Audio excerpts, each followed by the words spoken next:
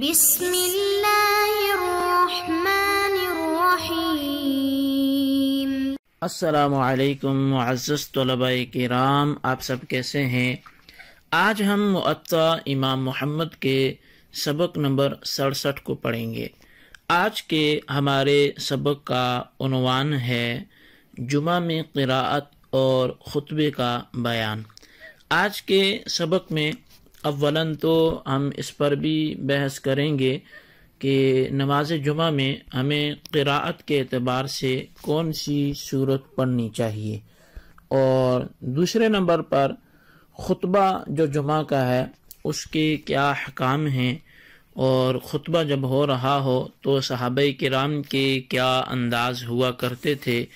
یا ایک مرد مومن کو کیا انداز اس وقت اپنائے رکھنا چاہیے، اس پر ہماری گفتگو ہوگی۔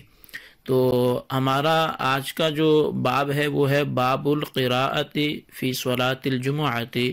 وما یستحب من الصمت، کہ یہ باب نماز جمعہ میں قراءت کے حوالے سے ہے، اور وہ جو خاموشی جمعے میں مستحب ہے اس کے حوالے سے ہے۔ امام محمد رحمۃ اللہ علیہ حدیث ذکر کرتے ہیں، فرماتے ہیں کہ اخبرنا مالک حدثنا ضمرة بن سعید المازنی عن عبید اللہ بن عبد اللہ بن عتبۃ ان الضحاک بن قیس سأل النعمان بن بشیر فإذا كان يقرأ به رسول الله صلى الله عليه وسلم على إثر سورة الجمعة يوم الجمعة فقال كان يقرأ هل أتاك حديث الغاشية۔ امام محمد فرماتے ہیں کہ ہمیں امام مالک نے خبر دی، اور انہیں جنہوں نے خبر دی وہ ضمرہ بن سعید مازنی ہیں، اور عبید اللہ بن عبداللہ بن عتبہ سے وہ روایت حدیث بیان کرتے ہیں کہ ضحاک بن قیس نے حضرت نعمان بن بشیر رضی اللہ تعالیٰ عنہ سے پوچھا کہ حضور نبی کریم صلی اللہ علیہ وسلم نماز جمعہ میں سورہ جمعہ کے بعد دوسری رکعت میں کون سی سورت پڑھا کرتے تھے؟ تو انہوں نے فرمایا کہ نبی علیہ الصلوۃ والسلام حل اتاک حدیث الغاشیہ یہ والی سورت پڑھا کرتے تھے۔ اخبرنا مالک حدثنا الزہری عن ثعلبۃ بن ابی مالک انہم کانوا زمان عمر بن الخطاب یصلون یوم الجمعۃ حتی یخرج عمر فاذا خرج وجلس علی المنبر وأذن المؤذن قال ثعلبة جلسنا نتحدث فإذا سكت المؤذن وقال عمر سكتنا فلم يتكلم أحد منا۔ امام محمد رحمۃ اللہ علیہ لکھتے ہیں کہ ہمیں امام مالک نے خبر دی کہ ہمیں زہری نے ثعلبہ بن ابو مالک سے خبر دی، اور وہ حضرت عمر بن خطاب رضی اللہ تعالی عنہ کے دور خلافت میں جمعہ پڑھنے آتے تھے، یہاں تک کہ جب حضرت عمر تشریف لاتے اور ممبر پر آپ آ کر بیٹھ جاتے اور مؤذن اذان کہتا تو ثعلبہ کہتے ہیں کہ ہم بیٹھے باہم گفتگو کر رہے ہوتے تھے۔ جب مؤذن اذان دے کر خاموش ہو جاتا تو ہم بھی چپ ہو جاتے، اور حضرت عمر خطبہ کے لیے کھڑے ہو جاتے تو ہم میں سے پھر کوئی کلام نہ کرتا۔ اخبرنا مالک حدثنا الزہری قال خروجه يقطع الصلاة وكلامه يقطع الكلام۔ امام محمد رحمۃ اللہ علیہ بیان کرتے ہیں کہ ہمیں امام مالک نے خبر دی کہ ہم سے زہری نے بیان کیا کہ امام کا نکلنا نماز کو توڑ دیتا ہے، اور اس کا خطبہ کا شروع کر دینا یہ بات چیت کو بند کر دیتا ہے۔ اخبرنا مالک اخبرنا ابو النضر عن مالک بن ابی عامر ان عثمان بن عفان كان يقول في خطبته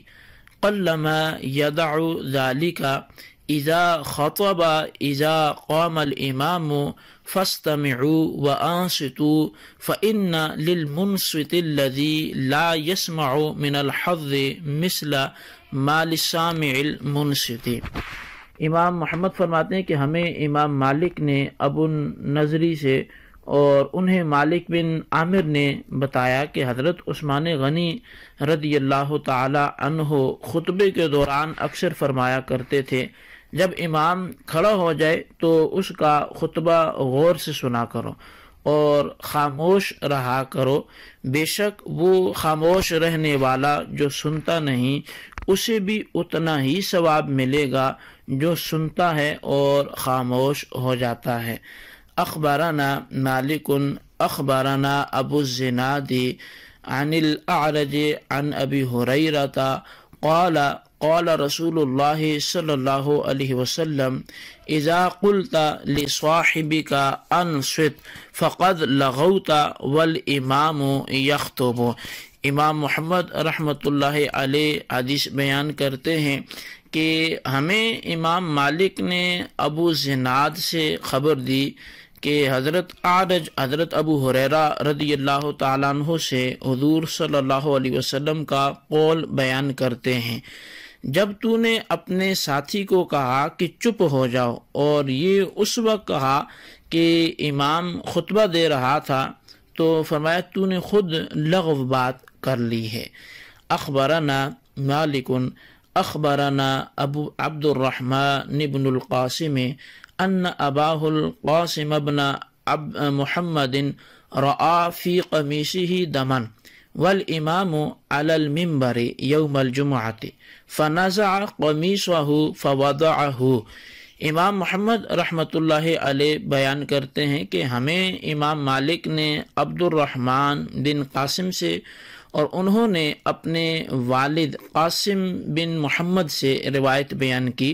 کہ انہوں نے اپنی قمیص پر خون لگا دیکھا جبکہ خطیب منبر پر خطبہ دے رہا تھا، تو آپ نے قمیص اتاری اور علیحدہ رکھ چھوڑی۔ تو اب یہ بہت سی احادیث آپ کے سامنے بیان کی گئی، جن میں پہلے تو جمعہ میں قرات کے حوالے سے تھا، اور ثانیاً پھر اس میں خطبے کے دوران خاموشی کے حوالے سے تھا۔ تو ان روایات سے کیا کیا مسائل سامنے آئے وہ میں ترتیب وار عرض کرتا ہوں۔ پہلی بات تو یہ ہے کہ نبی کریم صلی اللہ علیہ وسلم کا نماز جمعہ کی اول رکعت میں سورہ جمعہ اور دوسری رکعت میں سورہ غاشیہ کا تلاوت فرمانا یہ بطریق وجوب اور نہ ہی دائمی تھا، یعنی نہ تو یہ بطریق وجوب تھا اور نہ یہ دائمی تھا۔ اس لیے اگر کوئی امام و خطیب ان دونوں صورتوں کو پڑھتا ہے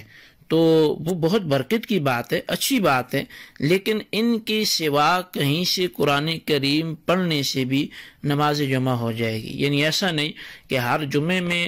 اور ہر دو جمعے کی رکعتوں میں اس کو یہی دو صورتیں پڑھنی پڑیں کہ پہلی میں سورہ جمعہ پڑھے اور دوسری میں وہ سورہ غاشیہ پڑھے تو ہی جمعہ ہوگا۔ یہ اگر ایسا کر لیتے تو اچھی بات ہے، برکت کی بات ہے، نبی علیہ الصلوۃ والسلام نے ایسا کیا ہے، اگرچہ وہ بھی دائمی نہیں تھا، لیکن اگر یہ ایسا نہیں کرتا اور کہیں قرآن کریم کے کسی بھی حصے سے وہ دونوں رکعتوں میں قرات کر لیتا ہے، مثال کے طور پہ پہلی میں وہ سورہ دہر پڑھ لیتا ہے، دوسری میں سورہ وہ تکبیر پڑھ لیتا ہے، تو کوئی حرج نہیں ہے، نماز اس کی بہرحال ہو جائے گی۔ اچھا، اسی طرح اذان جمعہ اور امام کے خطبہ دینے کے لیے منبر پر تشریف لانے سے قبل مسجد میں موجود نمازیوں کو دینی گفتگو کرنے کی اجازت ہے۔ اس کے بعد خاموش رہ کر بغور خطبہ سننا یہ لازم ہو جاتا ہے، یہاں تک کہ کسی قسم کا کلام اور نماز پڑھنے کی اجازت نہیں ہوتی اس دوران۔ چنانچہ اس حوالے سے ایک روایت ہے اور وہ تحاوی شریف کی روایت ہے کہ حضرت عبداللہ بن عمر اور حضرت عبداللہ بن عباس رضی اللہ تعالی عنہم یہ گفتگو کرنے کو ناپسند فرماتے جب جمعہ کے دن امام خطبہ دینے کے لیے وہ ممبر پر تشریف لے آتے تو تب یہ گفتگو کرنے کو ناپسند فرماتے، چونکہ اذان ثانی اس وقت کہی جاتی ہے جب امام ممبر پر تشریف لے آتے ہیں، اس لیے اس اذان کے کلمات کا جواب بآواز نہیں دینا چاہیے، کیونکہ اذان ثانی امام کے ممبر پہ آنے کے بعد ہوتی ہے، تو اب اس کا جواب جو ہے وہ اس طرح نہیں دینا چاہیے، بلکہ علماء نے اس کے جواب دینے سے منع فرمایا۔ فتاوی رضویہ میں لکھا ہے کہ ایک سوال ہوا کہ کیا فرماتے ہیں علماء دین اس مسئلے میں کہ خطیب کے سامنے جو اذان ہوتی ہے مقتدیوں کا اس کا جواب دینا، اور جب وہ خطبوں کے درمیان خطیب جلسہ کرتا ہے بیٹھتا ہے تو مقتدیوں کو دعا کرنی چاہیے کہ نہیں، تو اس حوالے سے آپ بیان فرمائیں۔ تو آپ نے وہاں جو جواب دیا وہ یہ ہے کہ ہرگز نہیں چاہیے، یہی احوط ہے، شامی میں ہے کہ خطیب کے سامنے اذان کا جواب دینا یہ مکروہ ہے، اور در مختار میں ہے کہ زبان کے ساتھ خطیب کے سامنے اذان کا جواب نہیں دینا چاہیے، اور اسی در مختار میں اسی جگہ ہے کہ امام جب اپنے حجرے سے نکلے تو خطبہ ختم ہونے تک نہ کوئی نماز جائز ہے نہ کلام جائز ہے۔ ہاں، یہ جواب اذان یا دعا اگر صرف دل سے کریں، زبان سے تلفظ وہ بالکل نہ کریں تو پھر کوئی حرج نہیں ہے، اور امام یعنی خطیب اگر زبان سے بھی جواب اذان دے یا دعا کرے تو بلا شبہ وہ جائز ہے۔ تو بہرحال یہ حاصل کلام یہی ہے کہ جو خطبے کی اذان ہے وہ بھی خطبے کے ہی حکم میں ہے، تو لہذا اس کا بھی جواب نہ دیا جائے۔ تو اس سے معلوم ہوتا ہے کہ اذان خطبہ اور نفس خطبہ کے احکام میں کچھ فرق ہے۔ اذان میں حضور علیہ الصلوۃ والسلام کے اسم گرامی پر درود شریف پڑھنے میں ممانعت نہیں ہے، لیکن دوران خطبہ جب نبی علیہ الصلوۃ والسلام کا نام پاک آئے تو اس وقت صرف دل میں وہ درود شریف کا ارادہ کر سکتا ہے، زبان سے اس کی ادائیگی جو ہے وہ درست نہیں ہے۔ اچھا، خطبے کا اسی طرح خاموش ہو کر سننا یہ ہر نمازی کے لیے ضروری ہے، خواہ وہ خطیب کی آواز سن رہا ہو یا نہ سن رہا ہو، وہ دونوں کو برابر جو ہے وہ ثواب ملے گا۔ تو مطلب خاموشی ضروری ہے، اب آواز اس کو آ رہی ہے یا نہیں آ رہی۔ اسی طرح دوران خطبہ اتنی بات کرنے کی بھی اجازت نہیں ہے کہ کسی بات کرنے والے کو چپ رہنے کو کہا جائے، کیونکہ حضور صلی اللہ علیہ وسلم نے اس سے لغو بات کہا، یعنی اس سے ہمیں خطبے کی اہمیت کا اندازہ ہونا چاہیے کہ دوسرے کو آپ اچھی بات کی دعوت بھی نہیں دے سکتے، تو اتنا خاموش رہنا لازم ہے۔ اچھا، دوران خطبہ اگر کسی نمازی کو ایسی ضرورت پیش آ جائے کہ اگر اسے پورا نہیں کرتا تو نماز جمعہ سے ہی محروم رہے گا، تو وہ اس ضرورت کو پورا کرے گا، جیسے کہ حضرت قاسم بن محمد نے خون آلود قمیص دوران خطبہ اتار کر رکھ دی تھی۔ اسی قبیلہ سے اسی حوالے سے صاحب ترتیب کا بھی مسئلہ ہے، اور اس کا ہم نے پیچھے تفصیلی بحث کر لی کہ اب صبح کی نماز چھوٹی، اسے خطبے کے وقت یاد آ گئی تو جمعہ بھی چھوٹتا ہے تو چھوٹ جائے، اسے اٹھ کر پہلے اپنی صبح والی نماز پڑھنی ہوگی۔ تو حاصل کلام یہ کہ ہمارے ہاں جو دوسرا خطبہ ہوتا ہے، چونکہ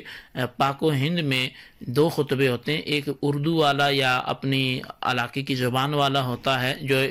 خطیب بیان کرتا ہے، اور دوسرا جو خطبہ عربی والا ہوتا ہے، تو یہ اس عربی خطبے کے احکام ہیں جو اس اذان سے اس کا تعلق شروع ہوتا ہے، جو خطیب کے سامنے ممبر پہ جب خطیب ہوتا ہے اور اس کے سامنے مؤذن کھڑے ہو کر کے اذان دیتا ہے تو اس سے یہ پابندی شروع ہوتی ہے خاموش رہنے والی، سننے والی، اور اس کے بعد جب تک خطبہ ختم نہیں ہوتا بلکہ نماز کے اختتام تک یہ پابندی اس بندے پر، سننے والوں پر رہتی ہے۔ تو لہٰذا یہ خطبے کے اور جمعے کے حوالے سے کچھ احکام تھے۔ اللہ تبارک و تعالیٰ سے دعا ہے کہ ہمیں عمل کرنے کی توفیق نصیب فرمائے۔ آمین بجاہ النبی الامین صلی اللہ علیہ وسلم۔